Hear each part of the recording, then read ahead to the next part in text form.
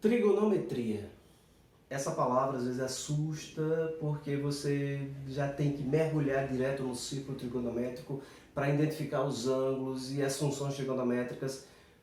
Mas se você entender a base, como é que se define as funções trigonométricas, fica mais fácil de você trabalhar ou de fazer algum gráfico de uma função, estudar o seu domínio, por exemplo. Então, pensamos aqui que temos este triângulo retângulo. Tem um ângulo reto, tem dois ângulos agudos, o ângulo φ e o ângulo alfa. É claro que φ mais alfa mais 90 graus é 180, tá? Eu vou definir o seno como a relação entre os comprimentos dos lados do triângulo. Esse aqui, que fica oposto ao ângulo reto, chamamos de hipotenusa. Vamos dizer que o comprimento dele é A. B é essa altura e essa base é C. Os dois lados que compõem o ângulo reto nós chamamos de cateto. Cateto.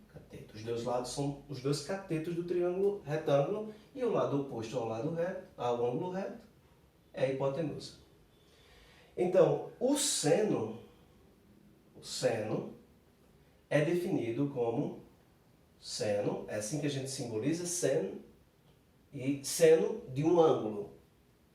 Vamos pensar que seja esse ângulo. Então vamos começar primeiro definir que o seno é o cateto oposto sobre o cateto, aliás, sobre a hipotenusa. Sobre a hipotenusa.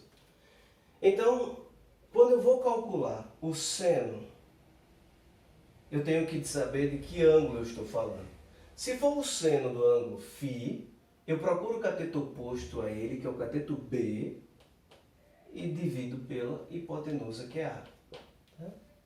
Se eu estiver falando do seno do outro ângulo alfa, aí o cateto oposto a alfa é C. E a hipotenusa é igual a A. Tá? Então essa é a definição, esse é o símbolo, S é N. E em alguns livros, ou em alguns programas de computação, alguns softwares que você vai usar para fazer cálculos algébricos, você pode encontrar a notação em inglês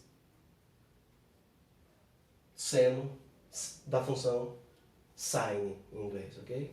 Com I. O próximo que nós vamos ver é o cosseno. Então, o cosseno ele é definido como o cateto adjacente sobre a hipotenusa.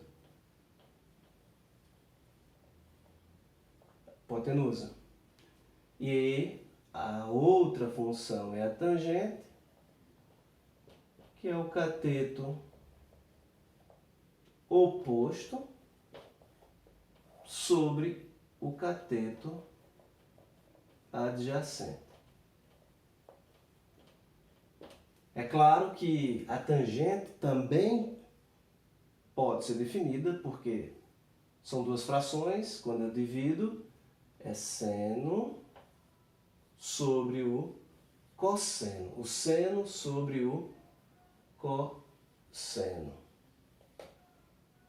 Então, por exemplo, se eu quero saber quem é o cosseno do ângulo φ, eu penso no ângulo φ e calculo o cateto adjacente, que é C, sobre a hipotenusa, que é A.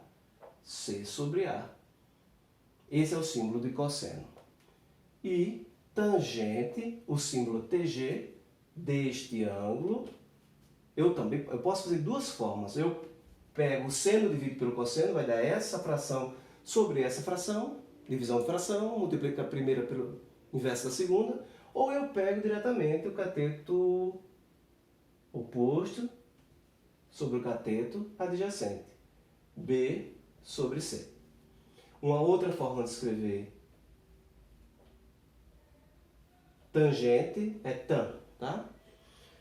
Cosseno, tangente, seno, retirado do triângulo retângulo, E a outra função, cotangente.